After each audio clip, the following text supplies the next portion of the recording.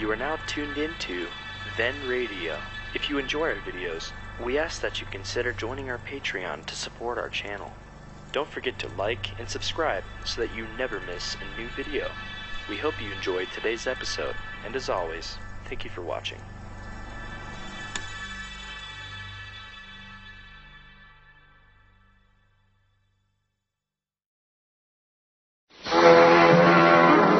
Basil Rathbone and Nigel Bruce in the new adventures of Sherlock Holmes.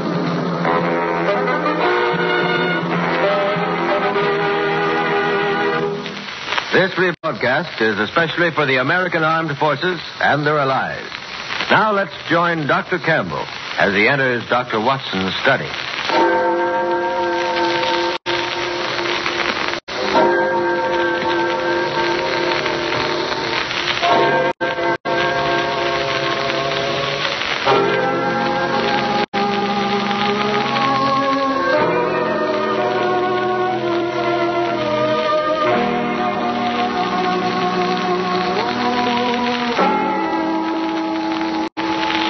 Well, here we are once again in Dr. Watson's study. Come in, Mr. Campbell. Come in. Here, sit down and relax. You look a bit wilted, old fella. Oh, yes, it's such a beautiful spring evening. I thought I'd walk over. In fact, it's so beautiful I dawdled most of the way, drinking in the warm air and the smell of things growing until suddenly I realized I was blame well going to be late if I didn't hurry. I ran the last 3 blocks. Yes, I know how it is. This lovely spring weather is certainly conducive to indolence. My household claim that when I go out to do the spring planting, I spend most of my time leaning on the spade, sniffing and listening to the birds. Not an unpleasant way to pass the time of day, incidentally. Yes, a day like today is almost as relaxing as a Turkish bath. Which reminds me of a curious and gory experience that Holmes and I had in just such an establishment some years ago. It sounds suspiciously like the gentleman who said bang. Oh, speaking of explosions. Now, Mr. Campbell, you must never complain about the way that a storyteller begins his yarn. Anything is better than an abrupt beginning. Now, put me all out. Where was I? In a Turkish bath, if I'm not mistaken. Oh, yes, it's Turkish bath. You're not mistaken. Yes, that's it. Well, now, to begin at the beginning, it was in the hectic, hair-raising, and I might even say the glorious days of the great battle of wits between Sherlock Holmes and the notorious Professor Moriarty. What you might call a real battle of the titans, eh, Doctor? Indeed it was, Mr. Campbell. Things had been unusually hectic for Holmes for several months. Moriarty had been particularly active, and Holmes had had many sleepless nights. Finally, things had calmed down a bit, and I tried to persuade him to take a badly needed holiday. The result being that he finally did agree to have an afternoon off and accompany me to a Turkish bath. As a matter of fact, both Holmes and I had a weakness for the Turkish bath. Over a smoke, in the pleasant latitude of the drawing room, I've often found him less reticent and more human than at any other time. The heat melted his cast iron reserve, eh, Dr. Watson? Oh, only slightly, Mr. Campbell, only slightly. Well, as I was saying, on the upper floor of a certain Northumberland Avenue establishment, there is an isolated corner where 2 couches lie side by side, and it was on these that we were lying. Holmes had just shot his long, sinewy arm out of the towels which enveloped him and was fishing about in the inside pocket of his coat, which hung beside him. Where did I put it? Where on earth did I put it? Oh, confound the thing. Watson. I forgot to bring my tobacco. Oh, relax, Holmes. Just relax. Forget about tobacco. Forget Moriarty and relax. That's what we came in here for. Burble, burble, burble, burble. I am relaxed, my dear fellow. But I want to smoke. What about the burble, burble? Nothing like the peace and seclusion of a Turkish bath. Mr. Holmes. Mr. Sherlock Holmes. Hello? Gus, the steam room attendant seems to be paging you. Oh, my goodness. Now what? Has anyone seen Mr. Sherlock Holmes?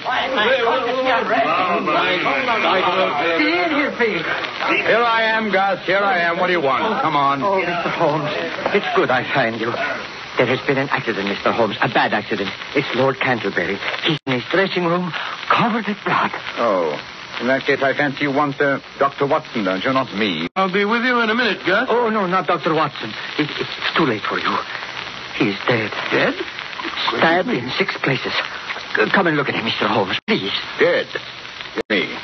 All right. I'll come at once. Good gracious me. What's all the commotion? Why can't we have a little peace and quiet around? What's the meaning of this, Gus?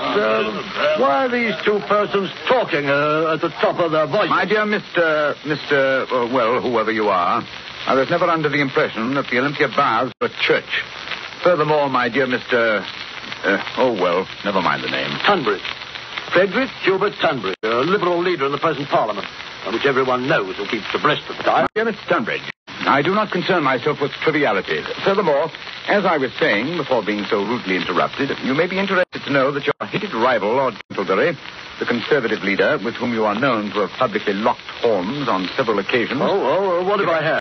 What's he done now, the old fool? If you mean Lord Cantlebury, he's done absolutely... Yes, he hasn't done anything, and probably never will again. What are you blithering about? Well, it seems that Gus has just discovered your, shall we say, political vis-a-vis dead in his dressing room. You mean he's had a heart attack? No, I don't mean anything of the kind. He's been stabbed. In how many places did you say, Gus? In 6 places, Mr. Holmes. But that's impossible. I talked to him not half an hour ago.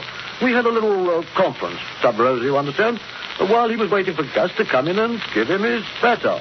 He was quite all right when I left him. Oh, really? Are you sure? What do you mean? Of course I'm sure. Canterbury was alive and cursing like a trooper when I left him. I passed Gus in the corridor as I came out of Canterbury's dressing room. He'll tell you the old boy was alive and kicking. Oh, will he? How about it, Gus? It is true. I hear swearing, but from which dressing room it comes I could not be sure. The walls are so thin, you understand. Yes, indeed. It's quite true. The dressing room walls are thin. Gus, who is this person, and why is he asking all these stupid questions? But, Mr. Turnbridge, this gentleman is Mr. Sherlock Holmes, the famous detective. I've never heard of him. Got even with you there, Holmes. well, send for Scotland Yard. This is a matter of national importance. Quite, yes. I think you're quite right. You may as well send for Inspector Lestrade, Gus. Scotland Yard will have to be informed in any case. In the meantime, however, I think I'll take a look. Well, in the meantime, Mr. Whoever you are, I insist that everything be left strictly alone. Very well, then, Mr. Thingamabob, if you insist, but you'll be losing valuable time. I most emphatically do insist. Well, I'm getting out of here. Me too. I'd like on an appointment. If you can do without me, I think I'll just... Just a moment, gentlemen. Just a moment, if you please. I think it's only fair to point out to you all that suspicion is bound to fall on anyone who leaves before the authorities have had a chance to search and question him. Touch me. Oh, you mean I have to be searched? We seem to have stirred up quite a hornet's nest, eh, Watson? Yes, and I brought you in here for a rest.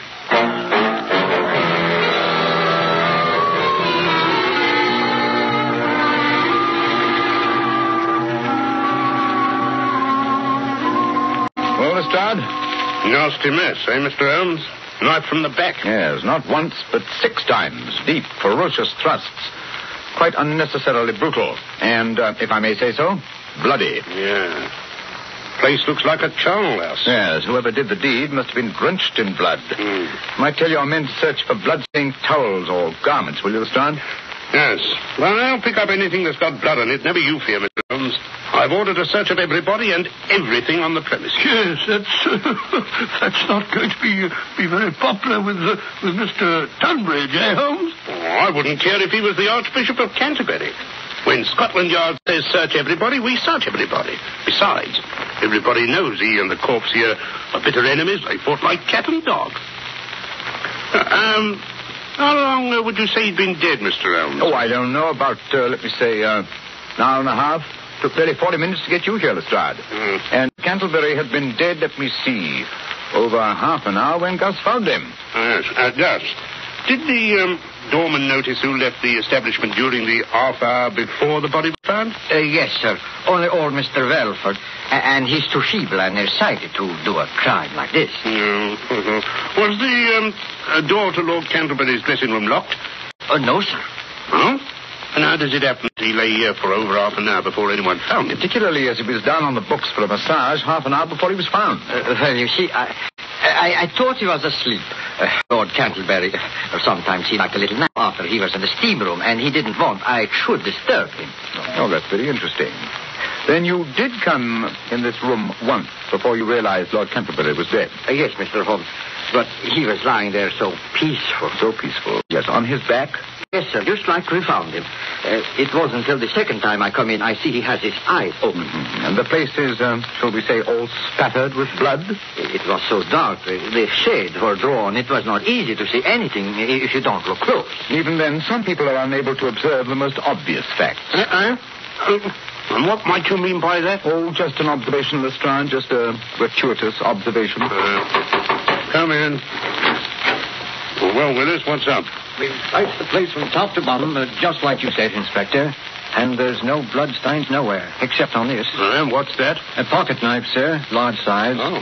The handle's been wiped off, but there's still some bloodstains on the blade. We found it in the locker of a bloke named Tunbridge. Uh-huh. Just a minute, Lestrade. Don't go off the deep end.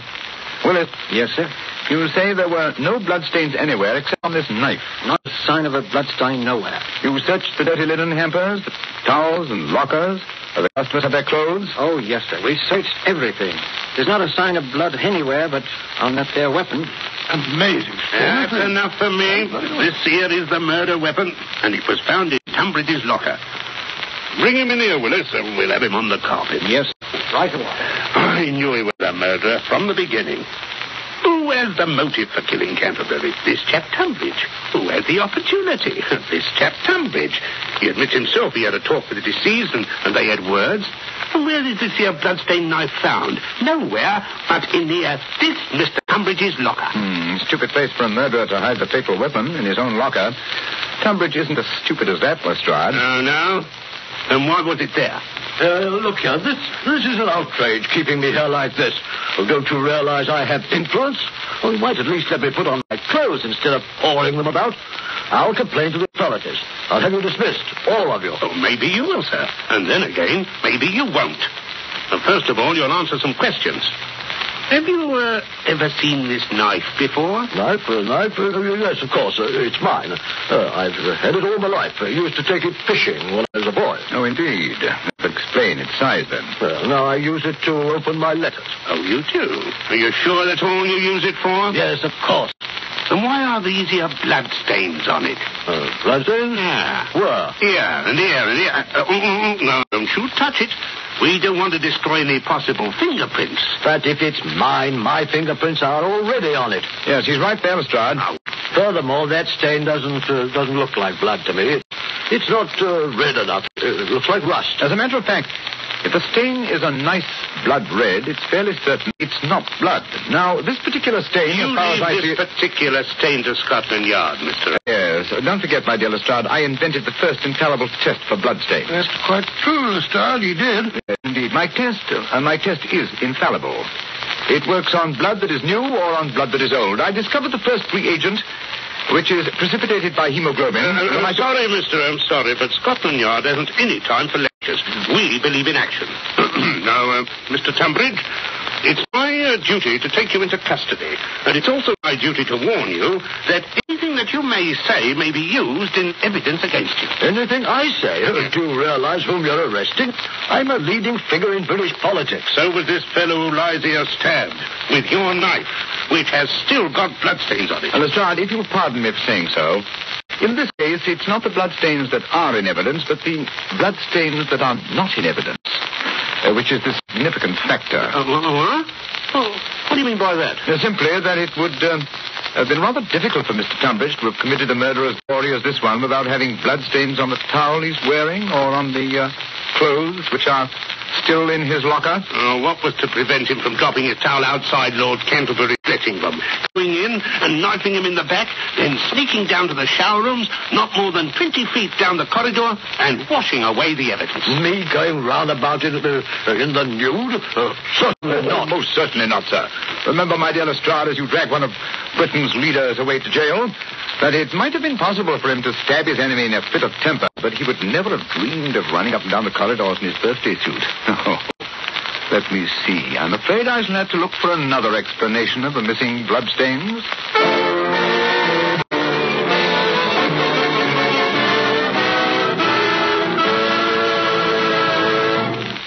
Holmes, it's very late. Everyone else has left the Turkish bar. Everyone faithful, Gus. Oh, I don't mind. Tonight we have by my house sauerkraut. I don't like sauerkraut. Besides, I've got to stay and lock up. Then you'll have to wait till we find the bloodstains. They're here somewhere. That's why I sent home for my famous benzidine peroxide mixture. Somewhere on the premises there is a towel or linen or something that has bloodstains. Oh, but we've been through the towels and the linen a dozen times, Holmes. No sign of blood. Furthermore, according to the establishment's checklist, there are no towels or any linen missing. Even Gus, his linen, which he washes himself, is hung here on the line. You don't wash any linen but your own, do you, Gus? No, Mr. Holmes. Everything go out to the laundry. I wash my own because I'd like to be fresh and clean. Twice a day I wash, noon and evening. Yes. The evening's job hasn't been done yet, eh? No. This one I washed this noon. It's my towel from this morning. Oh, yes. This morning's towel washed this noon. Yes. What was it? Cantlebury was murdered in the middle of the afternoon about 3:30. It's now after 7 o'clock. Don't you see, Watson? This towel. Don't you see? No, Holmes. Don't see a blasted thing. The towel's as clean as a whistle. But not dry. If it had been washed at noon, it would be dry now. But it's still damp. Yes, it was washed after Cantlebury's death. Of course, to remove the bloodstains. Gus? Mr. Holmes. That's why you didn't report the death until half an hour after Canterbury had died. Oh, no. You had to have time to remove the bloodstains. But that's not true. Besides, you can't prove anything. The towel is clean now. There are no marks, no stains. The very fact that there were no stains on it, Gus, first made me suspect you. Lord Canterbury was found lying on his back. And yet, when you informed us that he had been stabbed, you were quite definite about the number of times that he'd been stabbed. But in the back. Yes? Yes. How did you know that, Gus? Well, I lift him up and I look. Of course, I see what you're getting at, Holmes. He couldn't have done that. No one could examine the corpse without getting blood all over himself. And yet, when Gus appeared to tell us of Canterbury's death, there wasn't a spot of blood on him. But if I can prove that this towel which you so carefully washed once had bloodstains and that you were very careful to remove those stains... That you will never prove. I have scrubbed. I have used soap. I have even boiled that towel. There is not even a suspicion of a bloodstain left. That is where you're wrong, my friend. Watson, run the water into this tub, will you? No matter how thoroughly you try to remove a bloodstain, it will never... Out. Damn it, spot. Yes, we only need enough to moisten the cloth. Now I'll drop a few drops of my famous solution onto the cloth. There we are. Well, all I can see is a lot of pale blue streaks. Yes, it's undoubtedly blood. Blood? Yes. Curious blue streaks prove infallibly that there was blood on the towel. And now, Gus, how are you going to explain why you were so anxious to remove these bloodstains? No, I did not do it. It was Mr. Tunbridge. He did it. The knife was his knife. There was blood on it. Let me out of here. It's not my fault. I don't want to hurt. Holmes, he's running away. Hey, Watson, can't let him escape. Well, there he goes down the corridor. He's gone to the steam room. Don't worry. I'll get him. Phew. The steam's thick in here. I can hardly see my hand before my face. Must be in here. Look under the benches, Watson. Watson, leave the door open. Let some of this blasted steam out of here, will you? I didn't shut the door. Holmes, you hear that? The door. Someone's locked the door. Hey, somebody, let us out. Let us out, you hear? We're locked in. We've been locked in by mistake. No, you're wrong. It was no mistake, my friend. Holmes, Moriarty. He's here in the steam room with us. Oh, that's just his voice through the ventilator. So you were behind this murder too, Professor? Of course. Perhaps you would like to know why I had to kill Lord Canterbury. Yes, indeed, that would be very interesting. Good. I found it necessary to start a feud between the two great political parties because they're in danger of forming a coalition to pass certain housing reforms that would have proved very expensive to me. Well, what better way to break up an incipient collaboration than by killing one leader, having the other hanged for his murder? Very ingenious, Moriarty. You should have chosen such a clumsy tool as Gus. Clumsy? Perhaps. But fooled Scotland Yard, Mr. Holt. It was just my ill luck that you should be on the premises when the accident occurred. Thank you for the compliment. Not at all. However, it's a mistake which I'm sure Gus will be able to rectify. Gus? How? Very simple. I have sent him to put more coals on the fire. Any moment now, there should be more steam. Yes, gentlemen, much more steam. I'm afraid that when you finish with this steam bath, you will never need another. No. You will be boiled alive. He's right there. There comes the steam pouring out of the opening over our heads. If only we could reach that opening, we could stuff some of these towels into the pipeline and cut off the flow. Good Lord, Holmes, it's getting very hot in here. Wait. I have one of the long benches. I'll stand on the end. You'll have to balance it while I climb on the top. Talk and make a noise. Anything to cover up the moving of the bench. Very well. Oh, it's getting hot. Moriarty, this has gone far enough. We can't stand much more of this. Steady, Holmes. I'll hand me out the towel, quick. Moriarty, turn the steam off. You hear, Moriarty? Can't you hear? The heat, it's becoming unbearable. Yes, more towels, Holmes. Is it getting hot enough in there, gentlemen Boyle? I'm sure it is. Boiled nice and pink, boiled in steam, live steam. Goodbye, Mr. Sherlock Holmes. Now what happened? You can't stand up there all night, Holmes. Someone has to. Pressure's terrific. Huh? Then luck it will soon become so great that it may burst the boiler. That's dangerous. Buildings will be known to collapse because of bursting boilers. Nevertheless, it's our one chance. If only the confounded boiler bursts before my arm is snapped in two. But Holmes, your arm isn't as strong as the boiler plate. Pressure. Pressure, my dear Watson. Measured per square foot of air surface. Quite a bit of service to a boiler. The opening of this pipe is fairly small. All the same, I'm afraid I can't hold out much longer, Watson. Hold on, Holmes. Hold on. It must burst soon. It must. The pressure. My hands. My hands. Look out. Look out. Look out.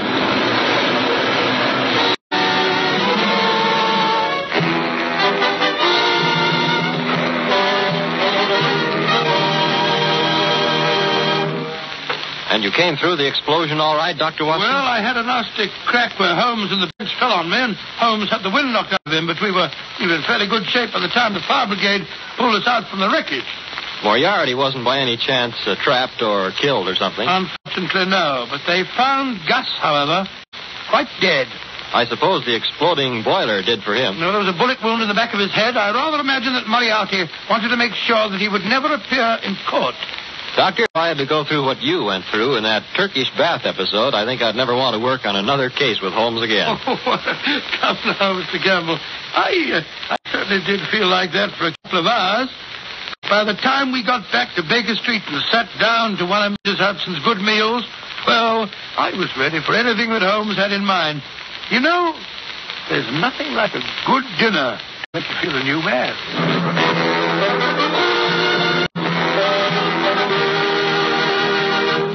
You have been listening to An Adventure in Crime with Basil Rathbone as Sherlock Holmes and Nigel Bruce as Dr. Watson.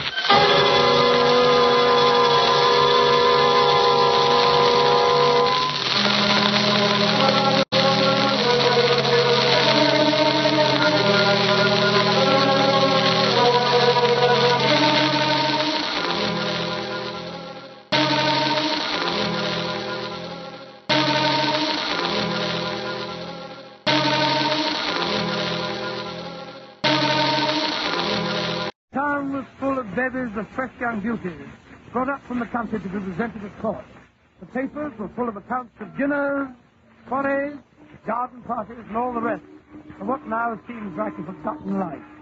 Naturally, all this meant very little to Holmes. Consequently, I was more than a bit surprised on returning one afternoon to our Baker Street lodgings to find him deep in a veritable snowdrift of illustrated society magazines and papers.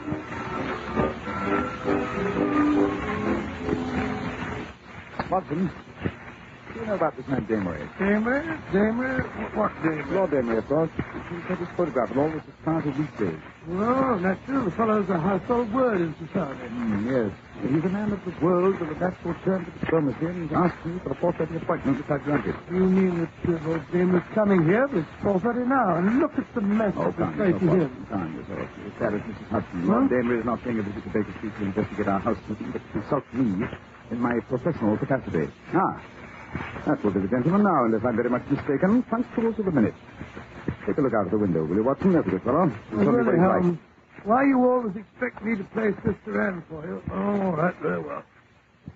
Yes, Mrs. Hudson, she's up the door to him. I shoot, she's out on the front step making his curtsy. Oh, what's this, Donna? He's removing his hat and bag. His lordship must have got a very expensive tailor. Every detail, from his black satin cravat to his patent leather shoes, is perfect. The shape must have cost him Really an unmarried man, our Lord Damery. Why do you say that, Holmes? Well, only a bachelor squanders money on his wardrobe with such a lavish hand. The married man is too busy putting his wife's bills for feathers and Oh, but it's worth it, my dear fellow. It's worth it. The pleasure of seeing the lady of one's choice in a fetching new bonnet or an agitating You tippet can wire. omit the rhapsody, my dear Watson. Our visitor is just outside the door. Come in. Lord Damery, I presume. And this must be the celebrated Mr. Sherlock Holmes. I'm delighted to make your acquaintance. Won't you sit down, sir? Watson, dump that encyclopedia off the other armchair, will you? Yes, I was hoping to find Dr. Watson. A pleasure, I assure you. Well, the pleasure is mine, sir. Yes, I'm truly delighted to find Dr. Watson present. His collaboration may be very necessary, Mr. Holmes. We are dealing on this occasion with one of the most ruthless individuals in all England. Oh, and who might that be? My sister, the Lady Alicia, widow of the late Earl of Devonham. You don't say. Yes, she has the well-known whim of iron. Anyone who crosses her in any way is in grave danger. You mean that she'd go as far as to poison them or life them with that? Ladies in high society, my dear Dr. Watson, have more subtle but nonetheless deadly ways of dealing with their adversaries. And for whom is the Lady Alicia sharpening her knife this time? Well, I suspect it's Miss Kitty Kissam. Kitty Kissam? You mean the delightful Kitty Kissam, the star of the Sweetheart of the Regiment? The same. And how did Lady Alicia's path happen to cross the charming Kitty? Through my dunce of a nephew, Percy, who also happens to be Alicia's only son. Oh. He's become infatuated with this Kitty? He's asked her to marry him. And, quite naturally, his mother objects. No, that's the most startling aspect of the whole affair. As soon as I heard of the engagement, I rushed round, expecting to find Alicia in the midst of hysterics, or at least having taken to her bed surrounded with smelling salts. And such was not the case. No, on the contrary. She was sitting at her desk in the morning room making out her list for a reception and musicale to be given tomorrow afternoon to honor Miss Kissam.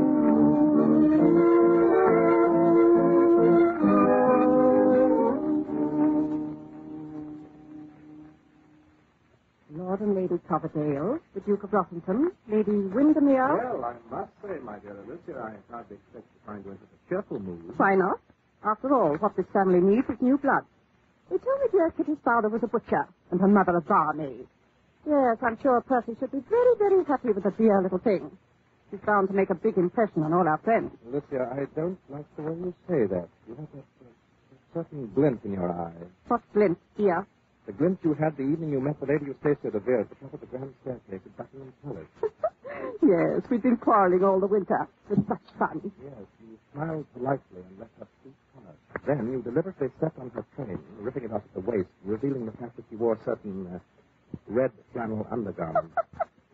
Dear Eustacia, she was the laughing stock of Mayfair. I warn you, Alicia, Kitty Kissam is no Lady Eustacia. Of course not, darling. She's no lady at all. That's what makes me so anxious to have our friends meet her.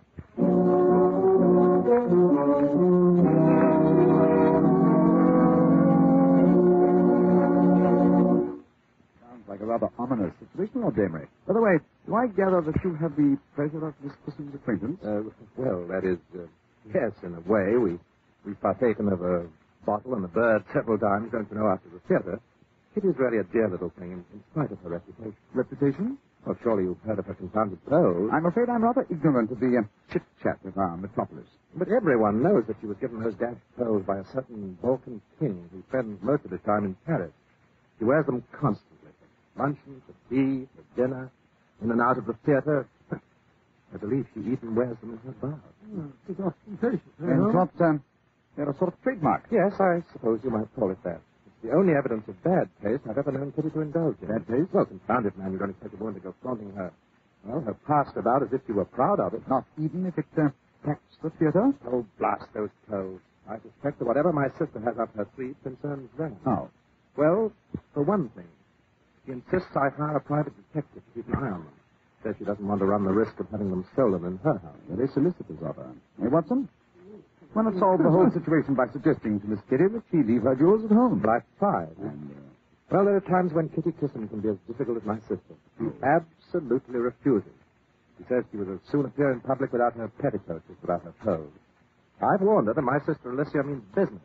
But she says no grande dame is going to get the better of her. Oh, an interesting situation, eh, Watson? It reminds me One of society's leading hostesses in conflict with one of the theater's most popular leading ladies. Well, I've been trying to bet on Miss Kitty. You don't know my sister Alicia. What makes you so positive that your sister is still opposed to the match between your nephew and Miss Kitty? Because in the first place, Percy can't afford to marry an actress. He has no money and is quite incapable of earning a living. My sister had a match practically arranged between him and Lord Beaverbottom's oldest daughter. He's the millionaire now. And in the second place, Kitty must be a good 10 years older than the boy. Well, she doesn't look like it. No, she's an actress. In short, you don't approve of the match, but you'd hate to see your sister put one over on Miss Kitty Kissam. Yes, that's the situation in a nutshell. Now, I beg of you, Mr. Holmes, come and keep an eye on things. Ostensibly, you'll be there to guard these silly toes, but in reality, I want you to, well, prevent any unpleasantness that might harm Miss Kissam's professional popularity. After all, she's a dashed fine actress, you know. Yes, and an equally delightful supper partner, eh?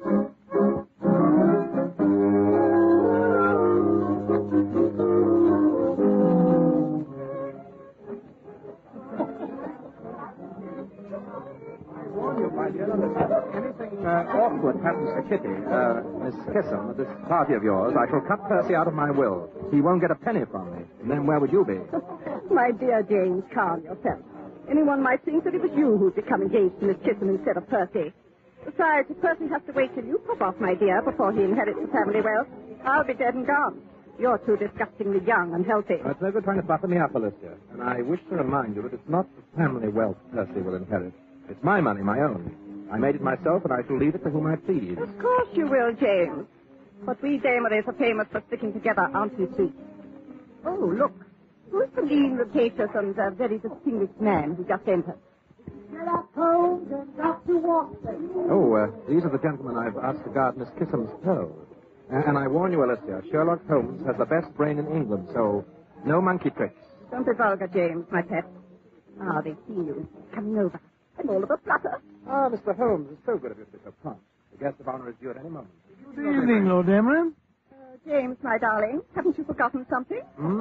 Oh, yes. Alicia, my dear, may I introduce Mr. Sherlock Holmes and his friend and colleague, Dr. Watson? How do you do, madam? This is really delightful. I was just saying to Lord Damery, Mr. Holmes, that I had no idea a member of the police force would have so perfectly fascinating. I'm sorry to disappoint you, ma'am, but we are not members of the official police. We are merely amateurs of the not-so-gentle art of detection. How charming. How simply charming. Kitty Kissam. Oh, here's my guest of honor now. Judging by the rush in her direction, it would seem that quite a few of my male guests have already had the privilege of meeting her. Yes, you see, they no longer lock actresses up in a wardrobe trunk after the performance, lady. Yes, I see she's wearing her pearls. They certainly are magnificent. Almost as fine as mine, I should say. You don't suppose she insists on wearing them so consistently because her neck is too skinny? No one could ever suspect you of that man. Touche, Alicia. He had you there. Don't be unpleasant, James. Come along, Mr. Holmes. You too, Dr. Wilson. Watson. Oh, of course, to be sure. After all, if you're to stand guard over Miss Kissam's pearls, it's high time you made her acquaintance. Are you sure you wouldn't rather we kept an eye on yours? I imagine they must be quite as valuable. Yes, the Damery pearls are handsome. It's a good thing James was never married, or his wife would be wearing them. But I fancy they're in no danger. I'm not in the habit of having them stolen, which is more than can be said of actresses nowadays, judging by what I read in the papers. But come, I'm being very remiss as a hostess. Not that my guest seems to feel any need of me. Oh, how are you, Lady Coverdale? See what I mean, Mr. Holmes? Yes, the lady in this case doesn't have to dagger up each of these. Yes, and one in each garter as well. Come along and meet Kitty. I understand she bathes in nothing but milk. Active milk. Oh, there you are, my dear Kitty.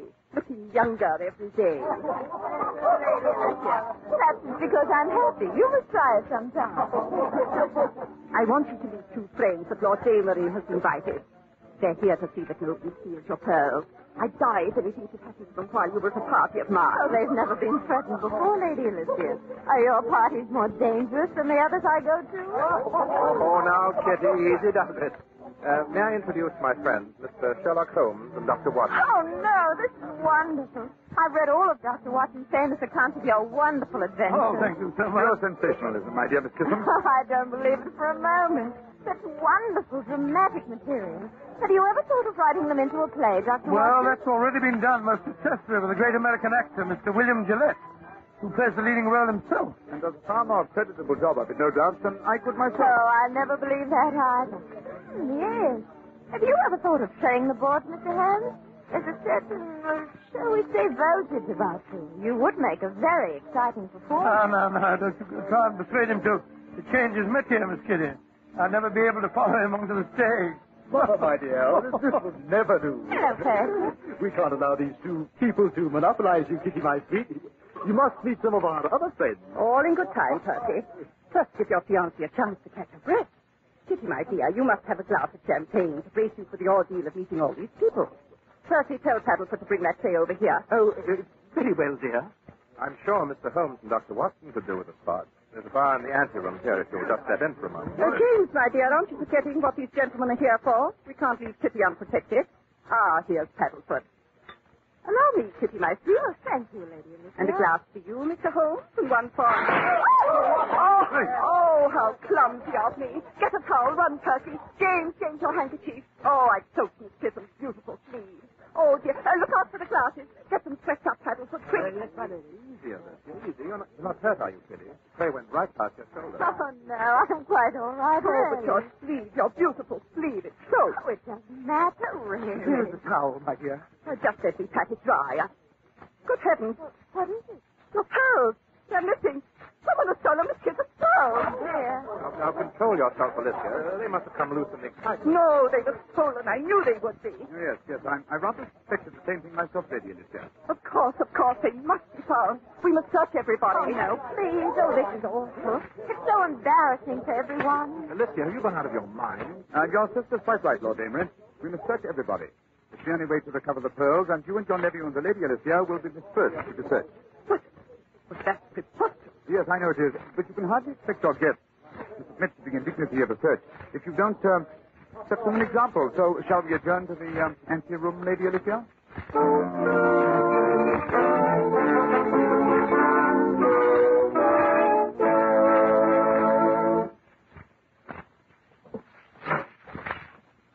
Well, here we are, Mr. Holmes. My sister, my nephew, and myself.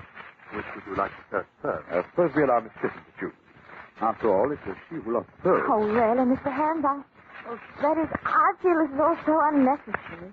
The pearls came loose in the excitement over the upset tray. They've probably rolled under a chair or rug somewhere. If we wait until the guests have gone, I'm sure we'll find them. Certainly not, my dear. Those pearls were stolen. There wasn't a chair or rug anywhere near us. Nothing but bare parquet floor and a lot of people. Yes, she's right about that, Holmes. Of course I'm right. There's a thief in my house, and I insist that the fact that he or she is probably a guest of mine should be no protection. After all, that necklace was given you by a certain royal personage. It's practically a historical relic. Yes, I know, but really, I'd much rather not have any fuss or commotion. Nonsense, my dear. We must find the culprit. Everyone must be searched. Bravo, Lady Alicia. Thank you, Mr. Holmes. And now that enough time has elapsed so that they will think that we've been thoroughly searched, suppose we call in the rest of the guests, one at a time. You gentlemen can search the men, and Kitty and I will search the ladies. Behind that screen. Oh, please, I'd be much happier if you wouldn't. Nonsense.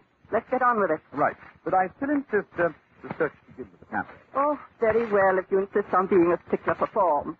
I suppose Percy and Lord Damery may as well turn out their pockets. No, Lady Alicia. We shall begin with you. Me? But I haven't any pockets. I don't even carry a reticule.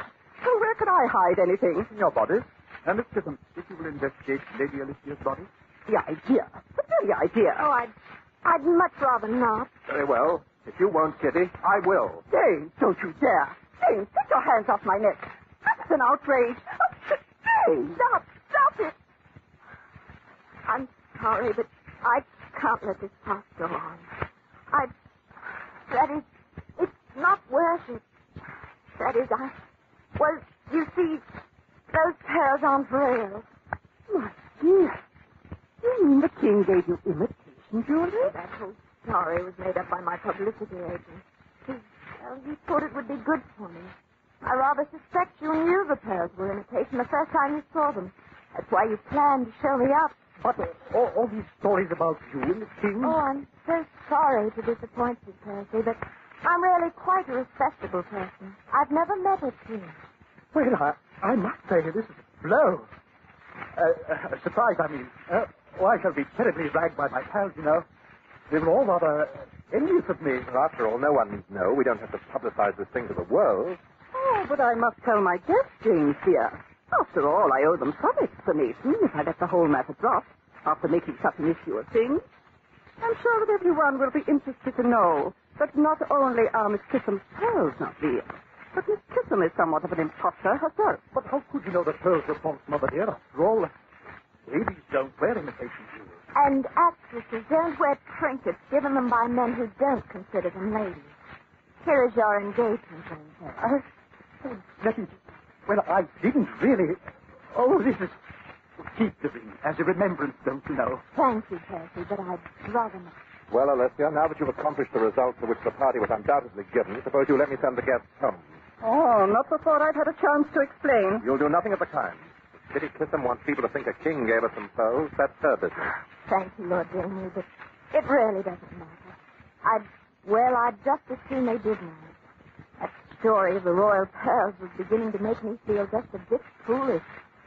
Oh, I'll admit it was helpful when I was just a struggling small part player, but now, well, I flatter myself that my hold on the ladder of success is firm enough so that it'll take more than a few imitation pearls to shake me loose. Bravo, Miss Kitty. I salute your courage. Thank you, Mr. Holmes. I say, look here. Perhaps I've been a bit hasty, don't you know? You keep your silly mouth shut. I'll handle this from now on. You stay here, Alessia. I'm going to explain the situation to our guests. But, James... Alessia, shut up! Well, really? I'm afraid, Mr. Holmes, there's a streak of vulgarity in my brother. I'm sure I don't know where it comes from. Yes, probably from the same place he gets his honesty and sense of fair play. Dear me. Don't tell me you're going to be cross with me, too. By the way, whatever made you think that I might have secreted Miss Kissam's pearls in my body? My dear Lady Alicia, when something of value disappears during a manufactured commotion, the first one suspected should be the person who did the manufacturing. You mean, you thought that I upset the tray on purpose? Quite.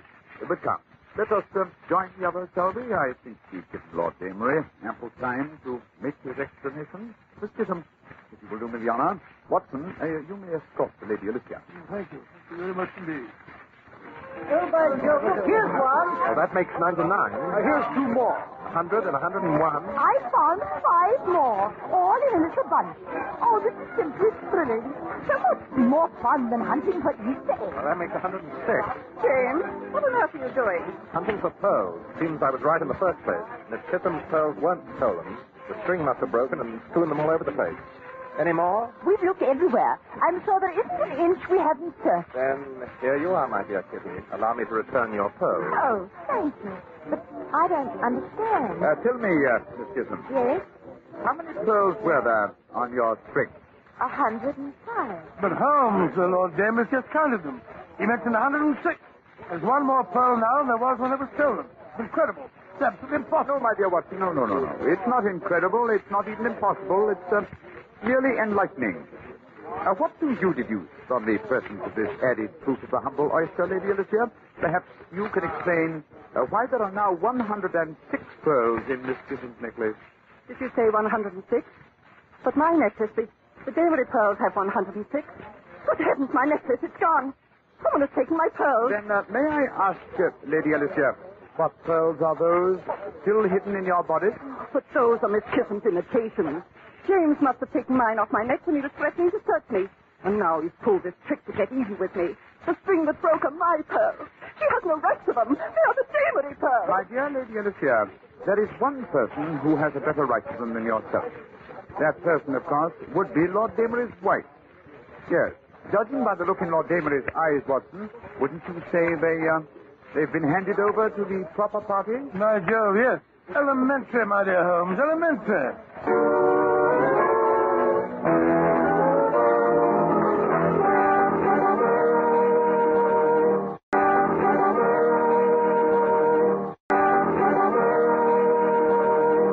This episode from the life of Sherlock Holmes will be transmitted to our men and women overseas by shortwave and through the worldwide facilities of the Armed Forces Radio Service. Petri Wine brings you Basil Rathbone and Nigel Bruce in the new adventures of Sherlock Holmes.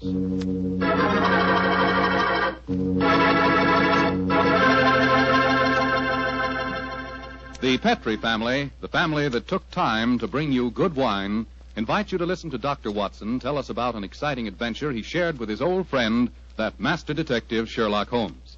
And so while you're getting comfortable, I'd like to tell you about an old American custom. The custom of serving a glass of sherry wine before dinner. Petri California Sherry. You know, Petri Sherry is to a good meal what the overture is to a good musical comedy or an opera.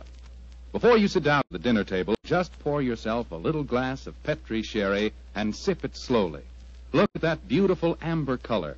Smell the fragrance of those sun-ripened grapes. And taste that fine sherry flavor. You'll agree with me, I'm sure, that Petri Sherry is the best beginning a good meal ever had. And say, if you happen to like your sherry dry, as I do, you'll really like Petri Pale Dry Sherry. Believe me, you can't go wrong with any wine that bears the name Petri, the proudest name in the history of American wines.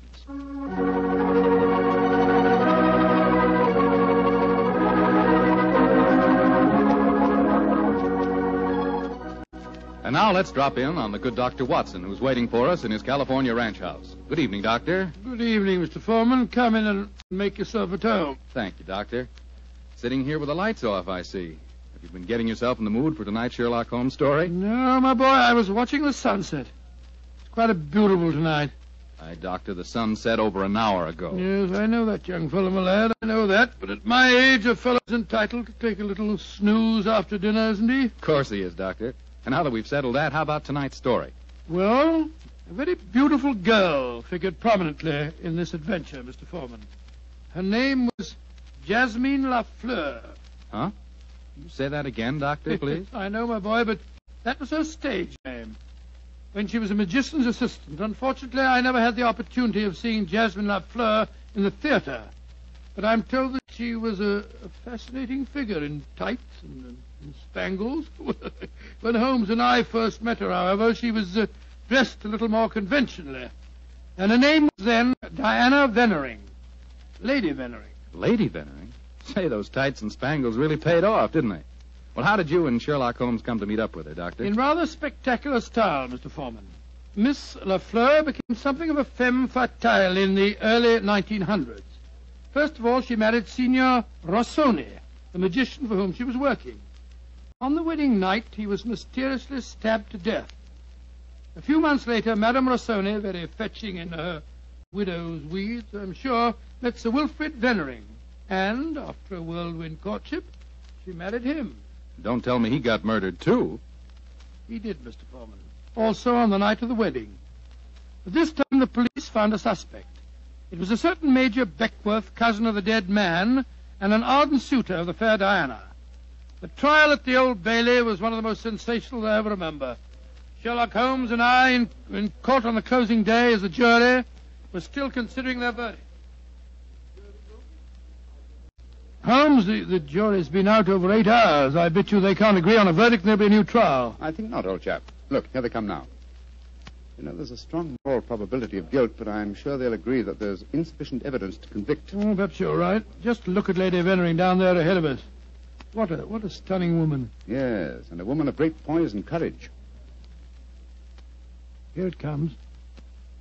Gentlemen of the jury, have you arrived at a verdict? We have, my lord.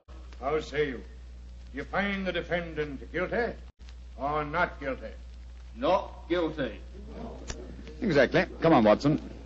Let's get a breath of fresh air. Well, I was wondering perhaps if we shouldn't go over and congratulate Lady Vennering. On what? The fact that her husband's murderer has not been found? Oh, I suppose you're right.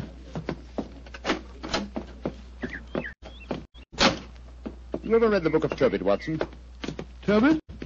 I don't think so. When was it published? Oh, a little before our time, old chap. It's an Old Testament story. Whatever made you think of it at this moment? Well, it's so remarkably apposite with the case of Lady Fenring. It deals with a highly peculiar series of murders, 7 of them, if I remember correctly. Who was the murderer? A jealous demon by the name of Asmodeus, who strangled husbands on their wedding nights. Well, judging by the verdict just now, Mr. Beckworth isn't the Asmodeus, or whatever you call him in this case.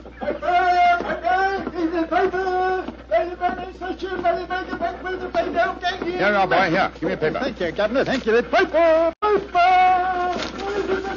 Well, Holmes, what does it say? Oh, wait a minute. Here we are. Listen to this. Lady Vennering, widow of the murdered man, says that she will marry the suspect. Lady Vennering told newspaper reporters this afternoon that if Major Beckworth is acquitted, she will marry him before the year is out.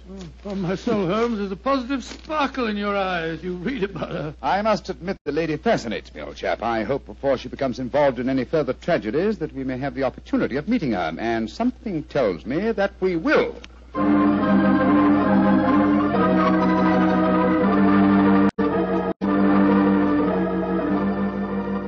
The Sunday papers are certainly having a field day over the Vennering case, Holmes. Did you read them? No, I didn't, Watson. There's a complete life history of Lady Vennering, and one of them with photographs. It's rather interesting. Really? What are you doing over there, Holmes? Looking out of the window. Ah, yes. You expecting anybody home? No, come over here, old fellow. Oh, it's a clergyman. Yes, a very agitated one. Look at the way he's pacing up and down, and looking up at our window, too. By Jove. What eyes? Yes, there's a fanatical look about him, which suggests either the martyr at the stake or the inquisitor lighting the faggots. Mrs. Hudson's letting him in now. Well, I'll be interested to know what he's come to us about. I can hear footsteps on the stairs. Here, I'll go and have a look. How do you do, sir? Come along in, won't you? It's all right, thank you, Mrs. Hudson.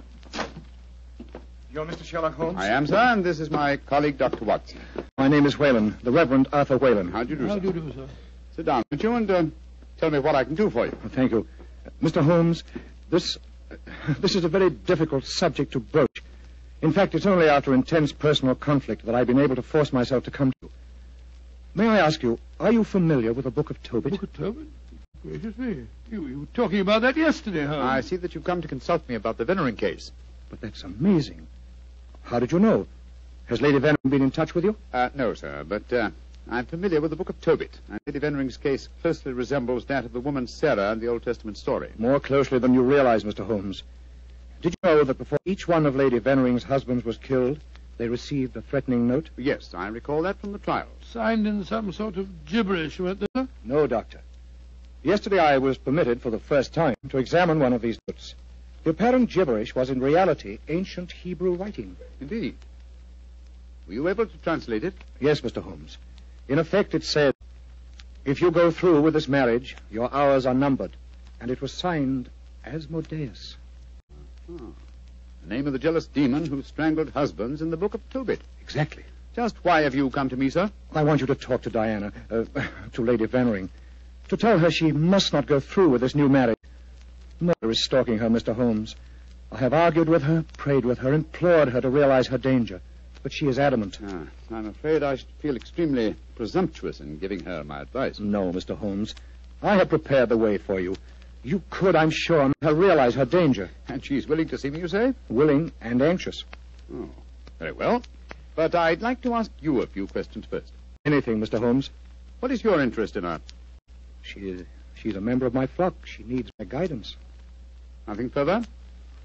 No, Mr. Holmes. Well, I believe that you performed the marriage ceremony at both of her previous weddings.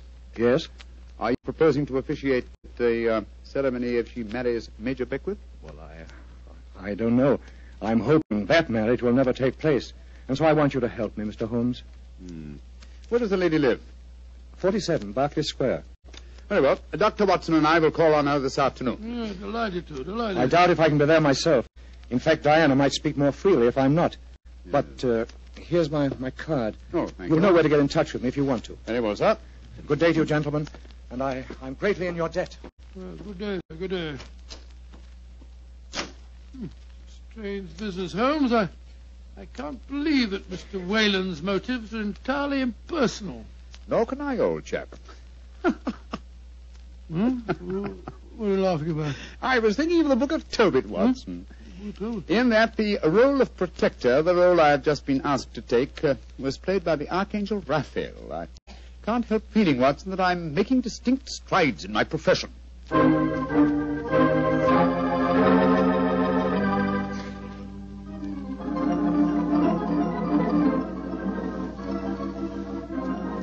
Mr. Sherlock Holmes, I'm so glad to meet you. How do you do, Lady Vennering? May I introduce my old friend, Dr. Watson? How are you, Dr. Watson? I'm awfully glad to meet you, Lady Vennering. Let's sit down, shall we? You're just in time for tea. Thank you. You know why we're here, of course. Naturally. Mr. Whalen came round here as soon as he'd left you. You're to persuade me to look after my mortal affairs, while he takes care of my immortal ones. Isn't that it? Well, that's charmingly put, Lady Vennering. Charming. May I say, Mr. Holmes, that I'm flattered that a man of your eminence should be sufficiently interested to bother about me. You underestimate your own importance, Lady Vennering. Though I may mention that if your problem had been as simple as Mr. Whalen made it out to be, I might have been otherwise engaged. You're being very frank and a little mysterious.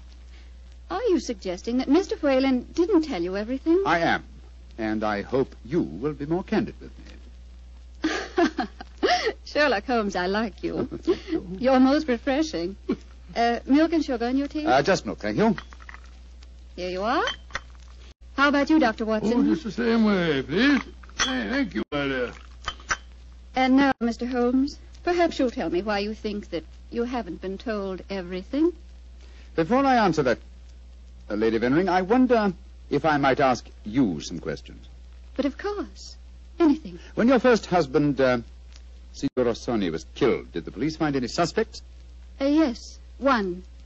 Ferdinand Gautier, a young man who had been an assistant in our Magician's Act. A stupid, good-looking boy who thought he was in love with me. But of course Inspector Lestrade had to release him. There was no evidence. Inspector Lestrade, well, you can bet that if he arrested him, the boy was innocent. A warning note was found among your husband's effects, wasn't it? Yes, and it was signed in Hebrew with the name Asmodeus. But perhaps you're not familiar with the Book of Tobit. Oh, yes, I am. I'm familiar with it, Lady Vennering. How did you know then that the Hebrew letters signified that name? Mr. Whalen translated them for me. Oh, I see. And also read me the Book of Tobit. He's always been particularly fond of that book.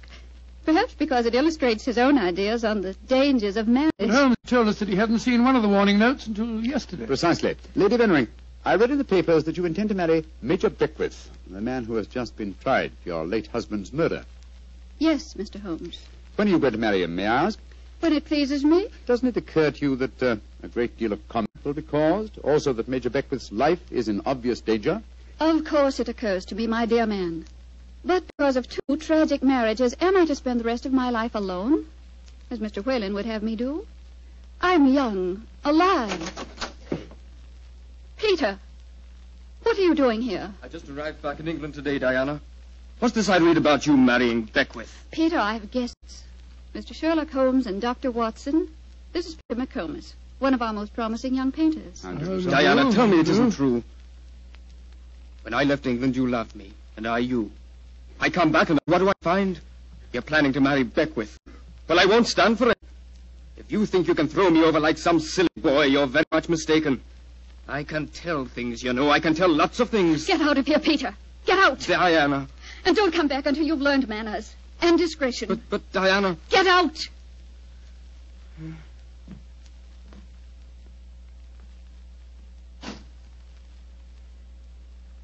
I'm sorry, gentlemen.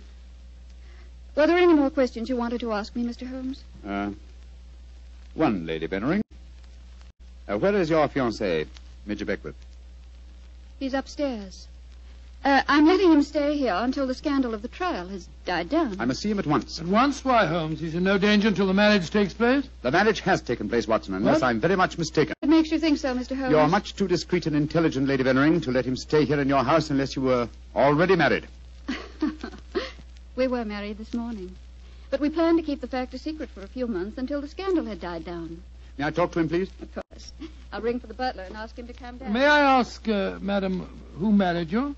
The Reverend Arthur Whalen, of course. Oh, and all the time he talked to us today, he knew perfectly well this marriage had taken place. He must have just come from it. I don't trust that man, Holmes. Oh, there you are, Hudson. I just rang for you. Will you ask Major Beckwith? Excuse me, lady. I was just on my way to telephone the police. The police? What do you mean? It's Major Beckwith, milady. He's been stabbed to death in his bath. Mr. Beckwith murdered, too. Hudson, I'll telephone the police. By now, I'm rather well acquainted with Inspector Lestrade. Excuse me, gentlemen. What a dreadful business, Holmes. A third husband murdered on his wedding day. But what a woman, Watson. She's superb, magnificent. What on earth do you mean, Holmes? What courage. What unconquerable spirit in the face of a fresh tragedy. Watson, she fascinates me. I haven't seen such a splendid female since we solved that case for the King of Bohemia.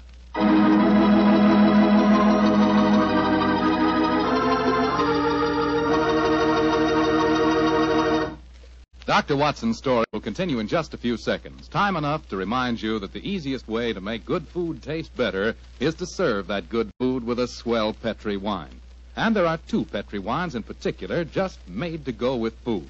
Petri California Sauterne, a delicate white wine with a subtle flavor that's perfect with chicken and fish. And Petri California Burgundy, a hearty, rich red wine that's out of this world with any meat or meat dish.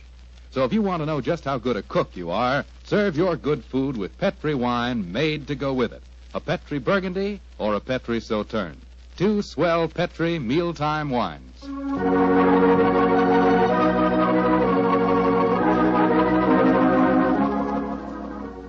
And now back to tonight's new Sherlock Holmes adventure. The famous detective and his old friend Dr. Watson have become involved in the affairs of thrice-married Diana, one-time magician's assistant. Each of her husbands has been mysteriously murdered on his wedding day, the latest murder occurring on the same day that Sherlock Holmes and Dr. Watson are brought into the case. As we rejoin our story, it's a month later, and for some obscure reason, Sherlock Holmes seems to have lost interest in the case, though not in the beautiful Diana. Mr. Holmes. Yes, Lestrade? It's over a month now since Major Beckwith was murdered, and we haven't found a single clue to it. Do you expect me to supply the deficiencies of Scotland Yard? Well, it's unlike you not to help us, Mr. Holmes. And after all, you and Dr. Watson were in the house when it happened. If you ask me, the murderer's either McComas, that Irish painter, or the clergyman Whalen. What do you think, sir? As far as I'm concerned, the case is closed, Lestrade, and I wish you'd stop bothering me. What do you think I am? Nothing but a detecting machine? Mr. Holmes, whatever's come over you? Holmes, you're not going out again this evening, are you? I'm afraid so, old chap. Well, this will be the fourth night in a row. I was hoping that we might have a nice, quiet evening in front of the fire. Oh, I'm sorry, Watson, but I promised to take Diana to the horse show at Olympia. I should be home by midnight.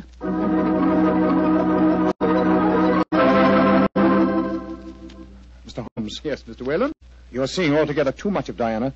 She seems to be completely under your spell. But you introduced me to her in the first place, with the request that I keep an eye on her. I made a great mistake. As her spiritual protector, I'm afraid I must ask you to stop seeing her. I'm afraid I must ask you, sir, to mind your own business.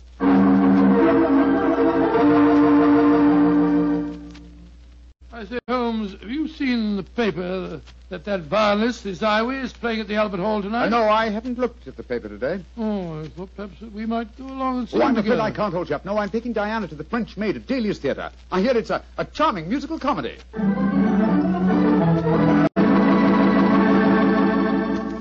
Look here, Holmes. We've been friends for a good many years now. Very true, old fellow. And I think I'm entitled to speak to you straight from the shoulder. Of course you are, Watson. Very well, then. This Diana Beckwith. Oh.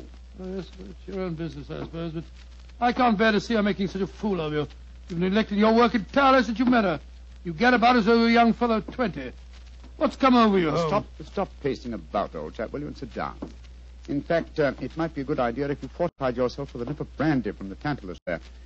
What I'm about to tell you may be something of a shock. Watson, Diana and I are getting married tomorrow. What did you say, Holmes? I'm getting married tomorrow. But You're insane. Oh, that's not very flattering, Watson. Anyway, I don't see why you should be so surprised. You yourself married and left Baker Street once, didn't you? For you, Holmes, a confirmed woman hater. No, my dear Watson. No, indeed, no.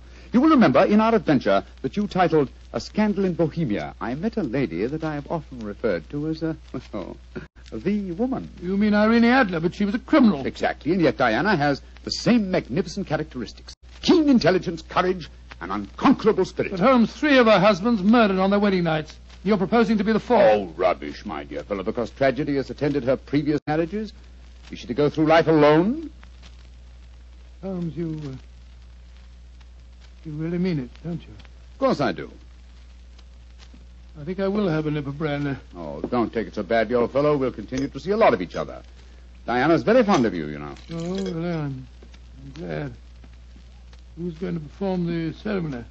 Not the Reverend Mr. Whalen? Oh, no. We decided, in view of Diana's previous marriages, that he might prove to be a trifle, unlucky. A clergyman named Vernet will officiate. Whalen, of course, insists on being present just the same. What time is the wedding tomorrow? 2 o'clock, old fellow. Oh, I should have mentioned this before. I hope your cutaway coat and top hat are in a good state of preservation. You'll be a pretty prominent figure at the ceremony, you know. You mean that... Well, I mean that if Sherlock Holmes gets married, who else could be his best man but his old friend, Dr. Watson? It's elementary, my dear fellow, elementary.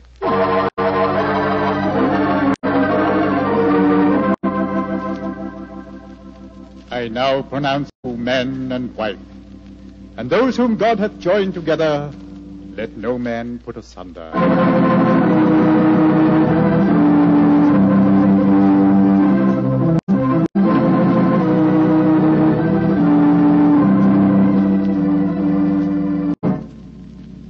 Diana, I'm going to claim the privilege of the best man and give you a kiss. Of course you shall, Doctor.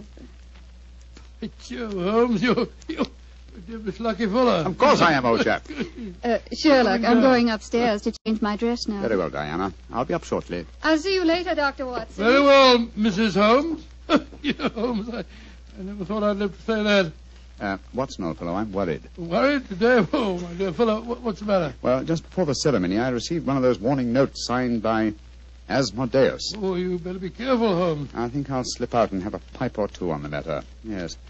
Look after my guests for me, will you? And keep your eyes open. And your ears. Yes, I will indeed. There you are, Mr. Whalen. Would you care for a glass of champagne or punch or something or other? Thank you, no, Doctor. I'm in no mood for celebration.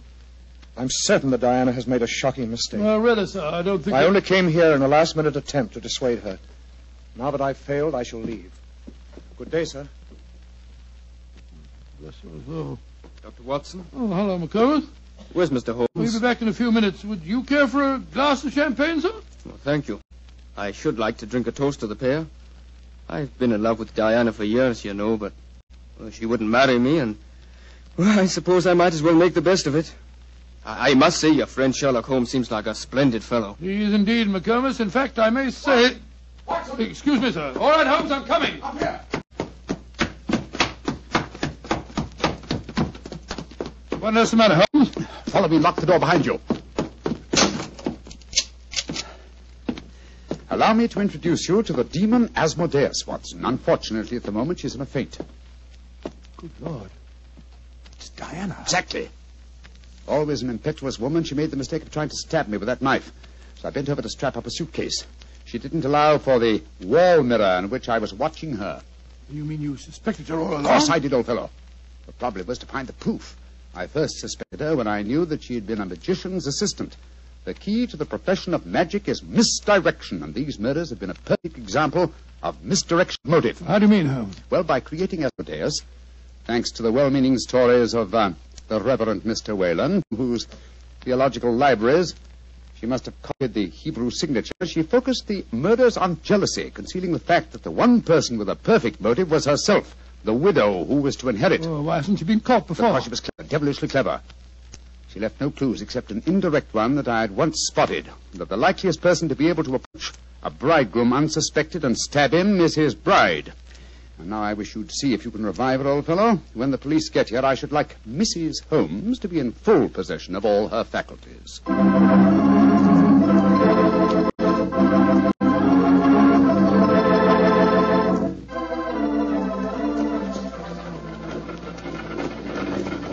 Well, Holmes, I must say I never expected to be driving back with you to Baker Street on your wedding day. I can't tell you how happy I feel. Dear old Watson, you really thought that I deserted you, didn't you? Oh, naturally, I wish you'd told me the truth. Well, I couldn't tell anyone, not even you.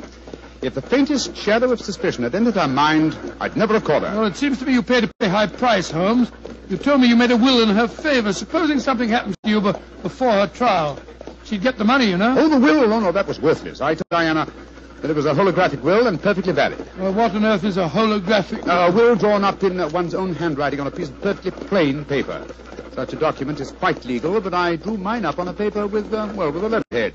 That made it invalid. Oh, I see, but the fact remains that you are married, Holmes. I really fooled you completely, didn't I, Watson? Didn't the name of the clergyman who married us suggest anything to you? The Reverend Vernet? No, and why not should it? Well, Vernet was a French painter of some note. He also happens to have been a great uncle of mine and Mycroft's. You mean that your brother Mycroft was a clergyman? I mean that Mycroft was disguised as a clergyman. And a very convincing job he did, too. A more satisfactory clergyman than the Reverend Mr. Whalen, no doubt, whose possible complicity may compel him to answer some very awkward questions. Then you're not married. Well, upon my soul, Holmes, I don't know what to say. Then I suggest that you say nothing, my dear chap.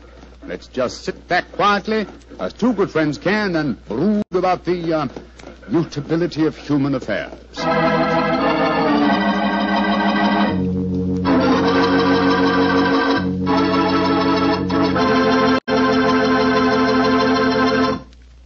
Well, Doctor, tonight's adventure was really a little extraordinary, to say the least. Holmes sure had a narrow escape. Doubly narrow, Mr. Foreman, doubly narrow. He not only escaped the jaws of death, but he also escaped the clutches of matrimony.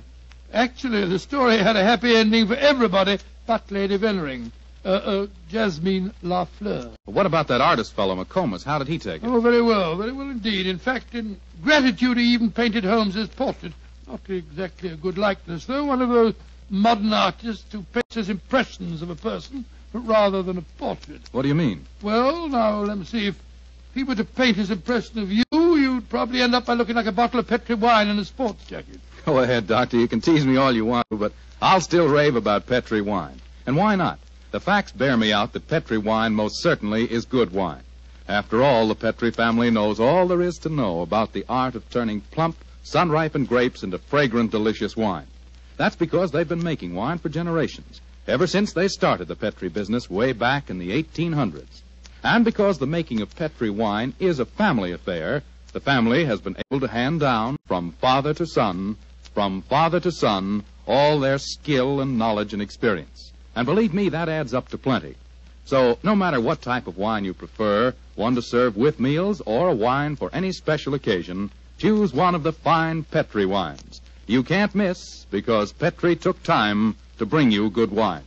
And now, Dr. Watson, what story do you have lined up for us next week? Well, now, let me see, Mr. Foreman. I'm going to tell you about a strange adventure that began by my taking a wild cab ride through the moonlit streets of London and ended with Holmes and me being trapped in a luxuriously furnished cellar below a furniture warehouse down by the waterfront.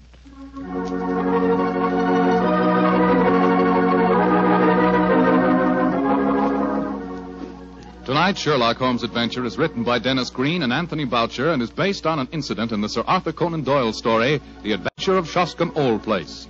Mr. Rathbone appears through the courtesy of Metro-Goldwyn-Mayer and Mr. Bruce through the courtesy of Universal Pictures, where they are now starring in the Sherlock Holmes series.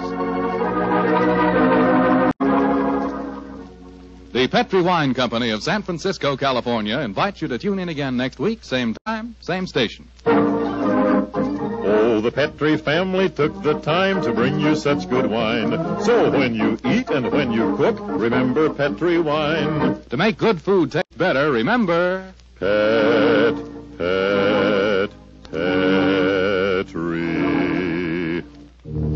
wine.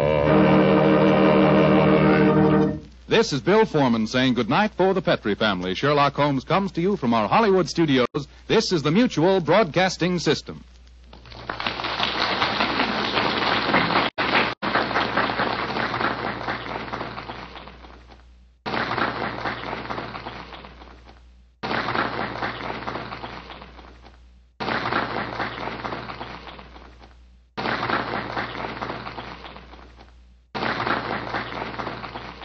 This episode from the life of Sherlock Holmes will be transmitted to our men and women overseas by shortwave and through the worldwide facilities of the Armed Forces Radio Service.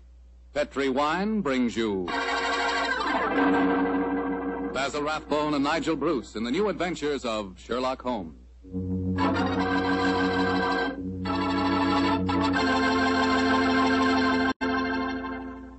The Petri family, the family that took time to bring you good wine, invite you to listen to Dr. Watson tell about another exciting adventure he shared with that master detective, his old friend Sherlock Holmes.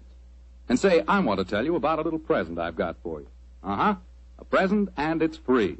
It's a swell recipe calendar printed in full color, and it's good for 2 years, 1945 and 46. But best of all, this calendar not only gives you the dates, it gives you loads of swell recipes and ideas for cooking with Petri wine. Want to know how to make spare ribs that are out of this world? You want to learn a new way to fix liver and onions, a swell way to make soup more delicious than ever. It's a cinch with this calendar handy in your kitchen to tell you how. In fact, this calendar tells you all you ought to know about wine. And remember, it's free. Just write to Petri Wine, Petri, Petri Wine, San Francisco 26, California.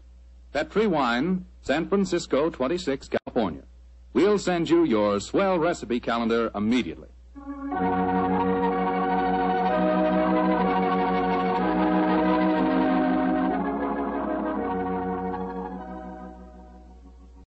And now for our weekly visit with the genial Dr. Watson. Good evening, Doctor. Good evening, Mr. Foreman. Come in and settle yourself down. Thank you.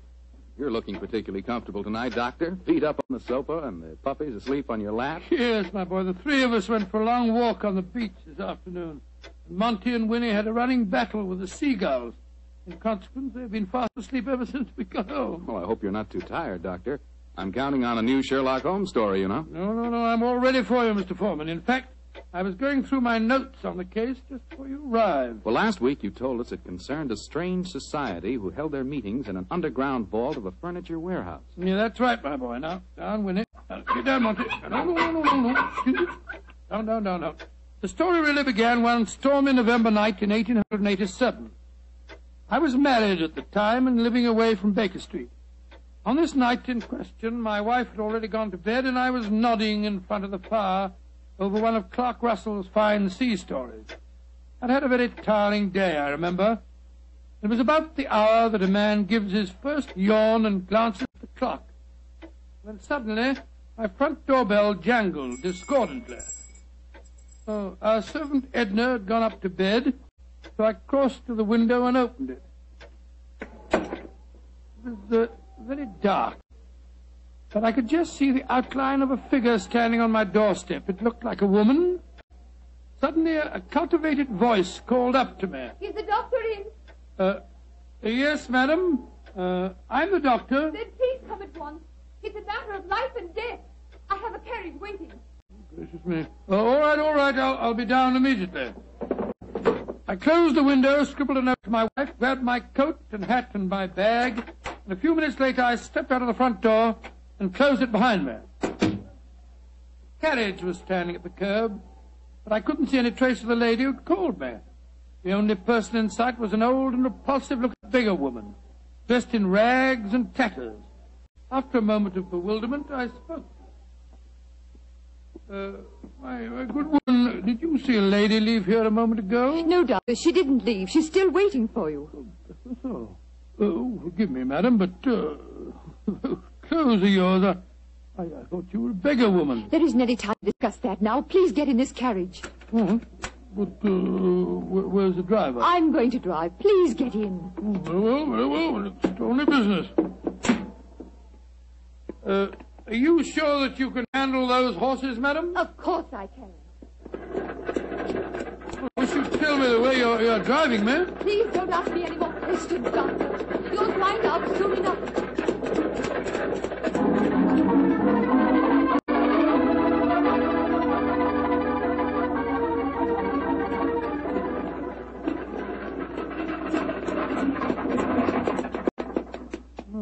Thank heavens we've finally reached our destination.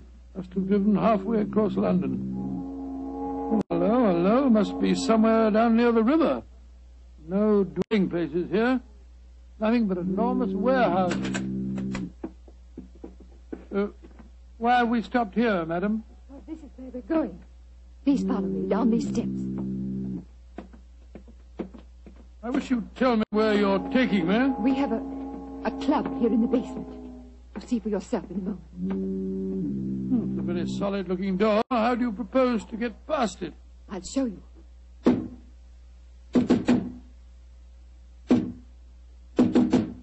Lord, it must be a very secret club of yours, madam. It is, Doctor. Who knocks? Number 7. Give the password. To the lanterns. You may enter.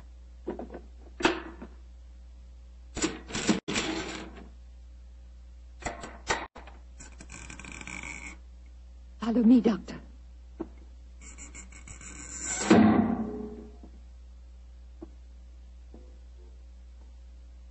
Madam, I do wish you'd tell me where you're taking me.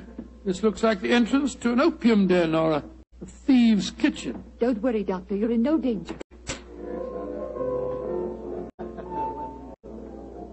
There. Does that look like a thieves' kitchen? Great Scott, I don't believe my eyes. A luxuriously furnished room.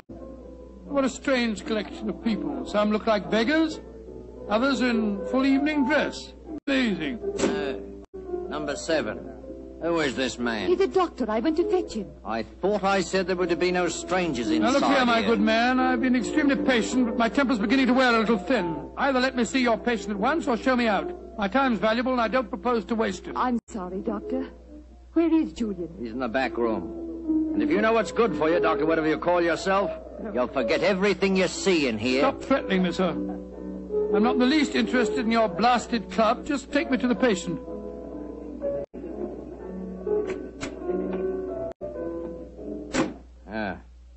This is the man we want you to examine, Doctor.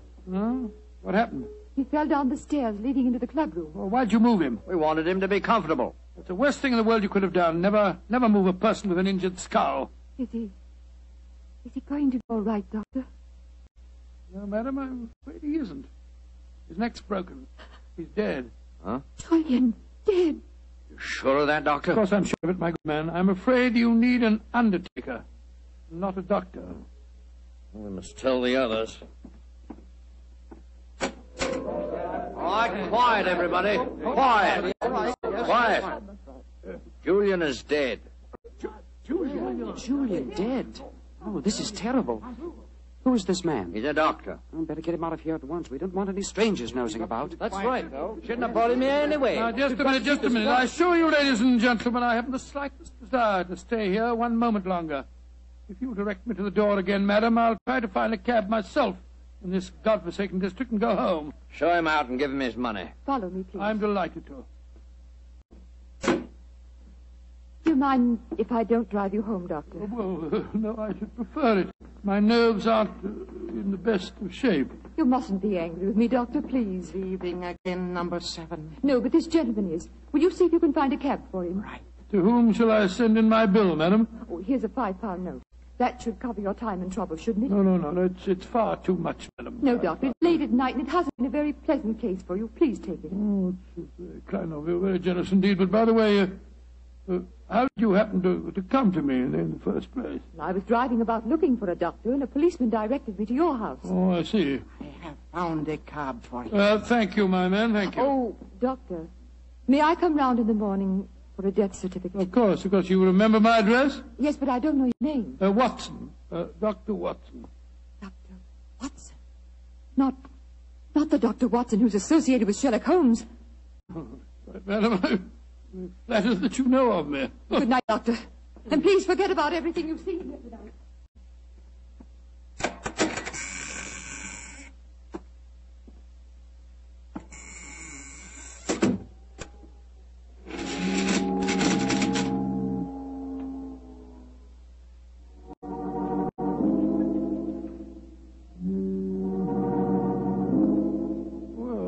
My soul, what an amazing business. Holmes will be interested to hear about this.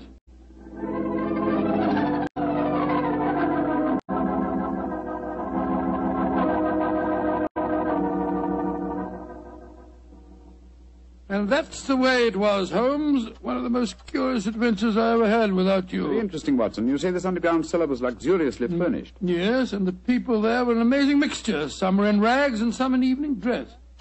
Huh, like the nursery rhyme, eh? Some in rags and some in tags and some in velvet gowns. Exactly. In the feeling that I was taking part in a story out of the Arabian Nights. I must say, though, I was pretty angry at the time. However, after a good night's rest, I feel quite differently this morning. I thought I'd just drop round and tell you all about it. I'm glad you did, my dear fellow. It would be interesting to see if any repercussions of your strange adventure reach us. Oh, I doubt it. The woman seemed frightened to death when I mentioned your name. We shall see. Meanwhile, I'm expecting a client. You're not too busy. Perhaps you can stay. No, I'd like to very much. Who is it, you know? This telegram will tell you much more than I can. Arrived an hour ago. Let's have a look. Be at your lodgings this morning to discuss our problem. Signed AMS. Pretty high-handed message. Be at your lodgings. Oh, please. What do you suppose AMS stands for? I was just toying with that problem when you arrived. Could it be the American Medical School? No, there's no such body. It's the American Medical Association. Oh, yes. The imperious tone of the message inclines me to believe that the A stands for Amateur. Very possibly. Amateur Masker Society. Or the Amateur Murderers. That would be a nice thought, wouldn't it? Is their representative now, no doubt, to save us further guesswork. Holmes, it looks like the same carriage that I drove in last night. The girl standing on your doorstep, dressed in the height of fashion. Mrs. Hudson's letting her in. Splendid. It seems that we have not heard the end of your adventure. Go and meet the lady at the top of the stairs, will you, old chap, and save Mrs. Hudson's legs. Right, you are, Holmes. Thank you, Mrs. Hudson, thank you. All right, come in, madam. Want to come in? Thank you, Dr. Watson. Mr. Sherlock Holmes. At your service, madam. Won't you sit down? I'm Lady Dorothy Brownlee. It's your voice. You're the lady who fetched me last night, dressed up as a beggar woman. Yes, I am, Dr. Watson. Forgive me for being so mysterious at the time. Doubtless you have come to consult me regarding last night's unfortunate accident at the Amateur Mendicant Society. How did you know what the initials stood for, Mr. Holmes? Well, after hearing Dr. Watson's story of last night's happenings, the connotation seemed obvious. Am I right? Perfectly. Last night, when Dr. Watson told us Julian was dead, we thought it was an accident. And now you think it is murder, eh? Lady Bromley, if you expect my help, there must be no more mystery. Just what is this Amateur Mendicant Society? Well, I'm afraid it'll be a little hard for you to understand our motives. We're a group of people, rather wealthy people, I suppose, who find pleasure in deliberately leading a seamy life disguised as beggars. We use the basement that you were in last night, Doctor, as our headquarters. We keep our beggars there and change out of them before we go home. Oh, what a fantastic idea. What a futile, worthless way of spending your leisure time, Lady Bromley. I suppose it must seem so, Mr. Holmes. But we're curious to learn how the other half lives. And of course, there's a certain thrill in rubbing shoulders with the police. At least we do some good. Indeed. I should be interested to learn how. All the money we make as beggars we give to charity. Oh, do you really? And you feel that this gesture on your part absolves you from any responsibility to the real beggars whose livelihood you're impairing? I hadn't thought of it just like that.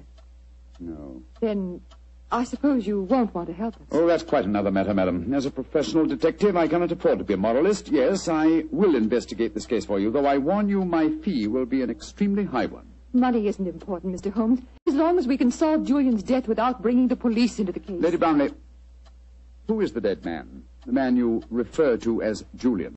Julian Trevor, the poet. He was the one who started our society. Yes, I think I've read some of his work. Decadent. Distinctly decadent. Well, what makes you think that he was murdered, Lady Brownlee? Well, after you left last night, Dr. Watson, there was a terrible scene. You remember Sidney Holt? Oh, was he the big fellow who was so unpleasant to him? Yes, that's the one. Oh, do I remember him? He said that he saw Lord Cecil deliberately trip Julian as he came to the head of the staircase. Oh, Lord Cecil being... Lord Cecil Dyrenforth, son of the Earl of Mersham. Oh, yes. There was a bitter argument. Cecil accused Sidney of doing the same thing. Then they had a dreadful fight. And it ended up with Cecil threatening to go to the police. So that's when we decided to send a telegram to you, Mr. Holmes. Oh, yes, I see. So the proof of murder depends on such flimsy evidence as to whether the dead man fell or, well, shall we say, was pushed? But it seems like... Mr. Holmes, even though you don't approve, please help us, won't you? Yes, Lady Brownlee, I will. Will you come back with me now to our headquarters? I shall join you within the hour. In the meantime, my old friend Dr. Watson can go with you. But Holmes, what can I do without you? You know my methods, old chap. Act accordingly. Oh, very well, Mr. Holmes. But you promise you'll be there. I promise you that I will be there, madam. Thank you so much, Mr. Holmes. We'll be expecting you. Come on, Doctor. Well, I'll just get my hat and coat. Holmes, what are you up to? Go with her and ask no more questions. I shall join you within the hour. Holmes, there's a glint in your eye. I don't think you believe the story. Of course I don't, Watson. Well, then what? Then go with her, old fellow, and keep your wits about you. The game's afoot.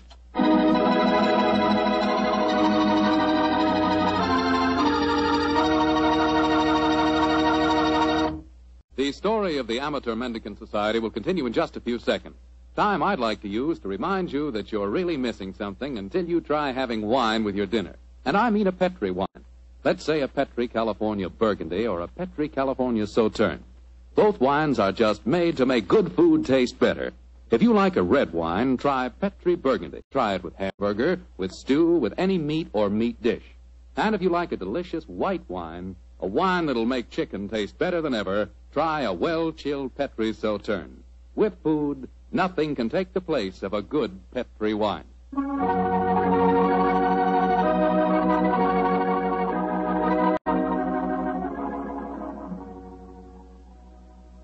And now back to tonight's new Sherlock Holmes adventure. The Amateur Mendicant Society, a group of wealthy eccentrics who pose as beggars, have come to Sherlock Holmes and Dr. Watson with a problem. One of their members has apparently been murdered, and the famous pair have been asked to investigate the killing.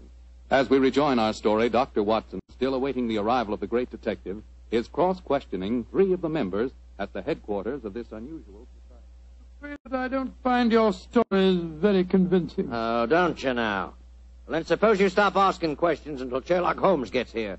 He's the man we've engaged to settle this business, not you. We're paying for his services, not those of his assistant. Mr. Holmes asked me to conduct this preliminary investigation, my good man. I'm perfectly familiar with his methods, so keep a civil tongue in your head if you want us to continue with this case. Well, I'm not answering any more questions till he gets here. Insufferable fellow. Lord Cecil, you say that you saw Holt deliberately trip the dead man as he came down the stairs last night. Yes, I did. Well, where were you standing, sir? At the head of the staircase. Holt was beside me, and as Julian came by, he deliberately... Excuse me, number 11, excuse me. What is it? There is a strange man just come in. He is dressed as you when you work, but I do not remember to have seen him here before. He speaks very rough. Did he give the correct signal? Yes, and the password. He must be a new member. I suppose we better see him. Bring him in. Oh, bad time for him to come here. Confound it. This way, please. Tommy, what a nice place you got here. Yeah, quite a nice place. Certainly do yourselves proud, don't you? Who are you, and how did you get in here? I'll give you a signal and the password just like Julian told me to. Are you a friend of Julian? Of course I am. You coming to meet him here today. Who are you really? Are we all friends here? Yes, you can talk freely. Then permit me to introduce myself. I am Don Luis Jose Fernando de las Torres at your service. Why? Why do you want to join us? When Julian told me about it, it tickled my, my funny bone. It is a so charming idea to see those of mendicancy. I suppose he's all right. Of course I'm all right. Now, where is Julian, please? He will vouch for me. He's in the other room. He had an accident. An accident? Not a bad one, I hope? A very bad one. Dr. Watson, you better take him in there and break the news to him. Very well. Follow me, sir. This is terrible. Please, tell me what happened, Doctor. I'm afraid you must prepare yourself for a shock, sir. Your friend is dead.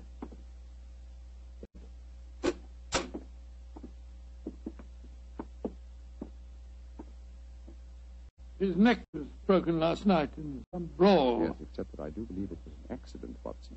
Holmes! Quiet, old chap, quiet. But not quietly enough, Mr. Sherlock Holmes. Come on, come back to the others and let all take a look at you. Come on, get moving, both of you. This isn't a pop gun in my hands. Sorry, Holmes, I gave the whole thing away. That's all right, old chap. Oh, Cecil, Dorothy, come here. I want you to take a look at the great Sherlock Holmes. Walked into our trap just like any stupid policeman. No, I had to dress up to do it, though, Mr. Holmes. We were waiting for you here anyway, you know. Oh, I was well aware of that, Mr. Holt.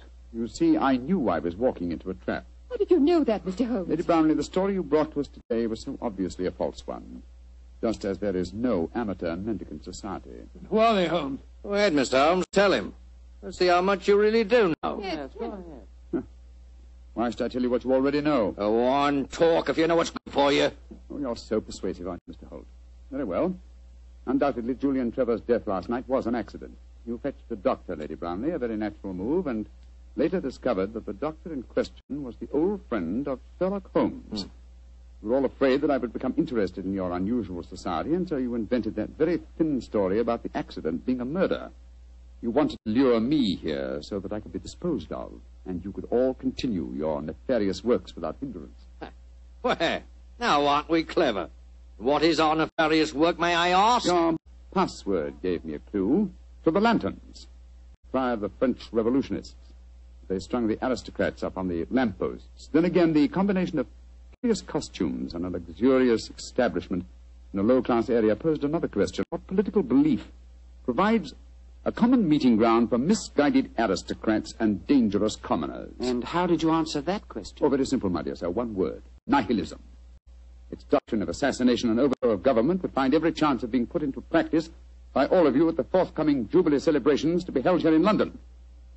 And also would account for your beggar's clothes. A beggar would have greater freedom of movement in a crowd than an ordinary person.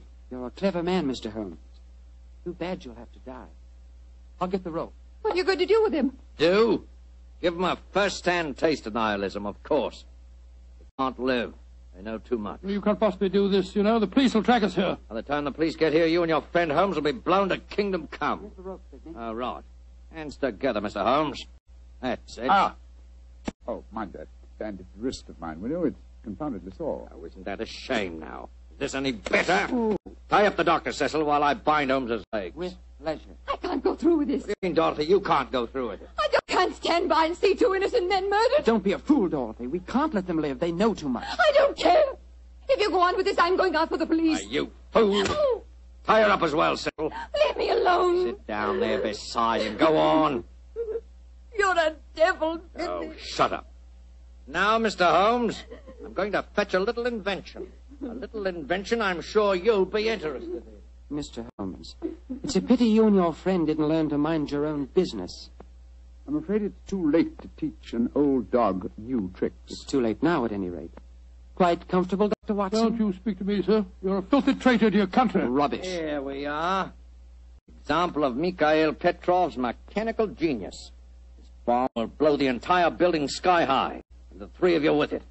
Now, I wind the time clock so, and we'll set the fuse to go off in 5 minutes. It'll give us plenty of time to get away. So.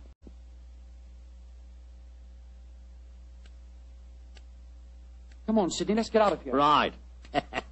Charming picture. Three of you bound hand and foot sitting beside each other on the sofa. Well, ta-da, Dorothy. Think of our cause during the 5 minutes. And as for you, Mr. Holmes, and your friend, good riddance to bad rubbish.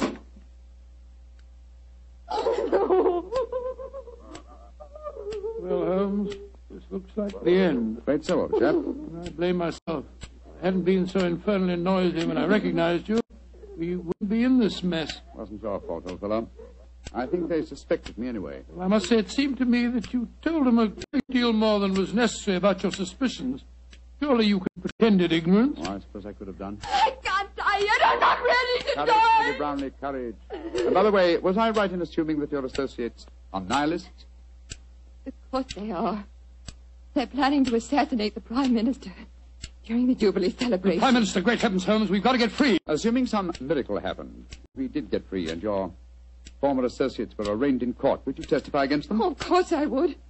But what chance is there of that? That devilish carbide doesn't stop If it bothers you that much, Lady Brownlee, I'll stop it for you. Holmes, your hands are free. Of course they are, my dear fellow. Bandaged wrist I mentioned just now concealed a razor-edged blade. I cut through the ropes almost before our friends had left the room. Then why did you keep us in the suspense, Mr. Holmes? I wanted to be quite sure that you'd testify in the forthcoming trial, madam. There we are. That renders the bomb harmless. Ah! And that means that the police have sprung the trap that I set for your associates, Lady Brownlee. It's lucky for you that you had a change of heart and prevented you from leaving us. Oh, Mr. Holmes, how can I ever thank you? Holmes, you had the place surrounded with police when you came in here. Of course I did, my dear fellow. Here, undo your ropes. No wonder you were so calm. No wonder you told them so much. You wanted them to show their hands. Precisely, old fellow. And they obliged me most satisfactorily. They attempted our triple murder. They are self-confessed anarchists. And with the evidence of Lady Brownie, I'm sure that we can put them where they all belong. Considering it barely noon, I think you'll agree, Watson, that is a very comprehensive morning's work.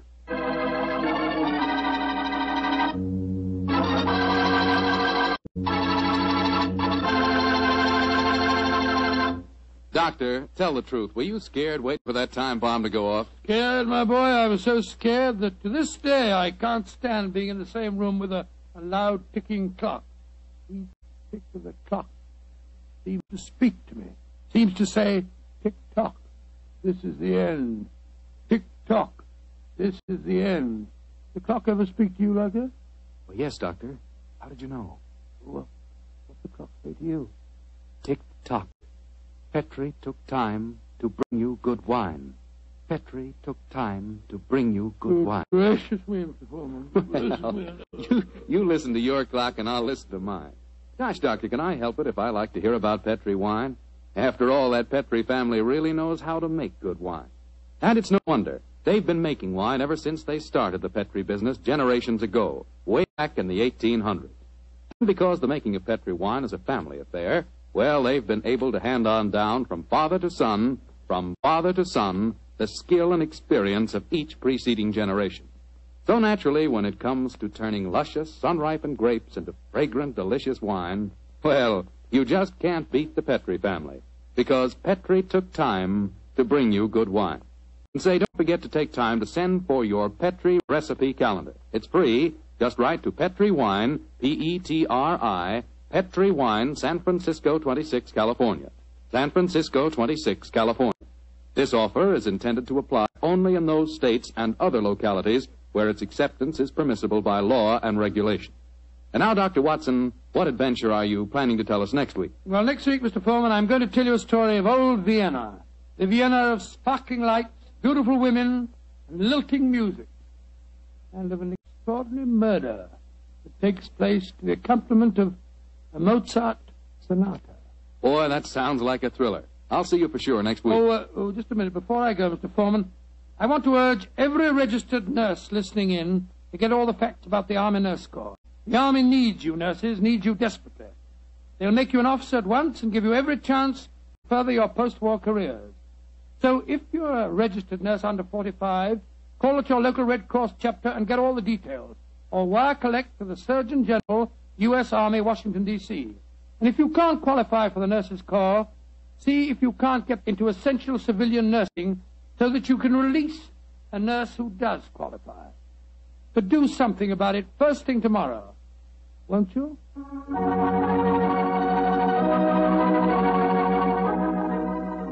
Tonight's Sherlock Holmes adventure is written by Dennis Green and Anthony Boucher and is based on an incident in the Sir Arthur Conan Doyle story, The 5 Orange Pips.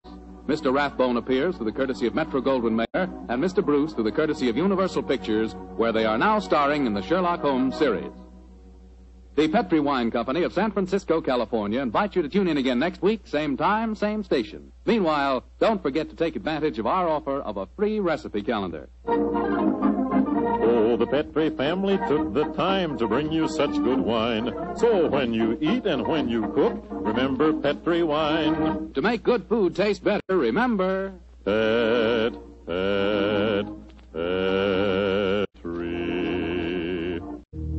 wine. This is Bill Foreman saying goodnight for the Petri family. Sherlock Holmes comes to you from our Hollywood studios. This is the Mutual Broadcasting System.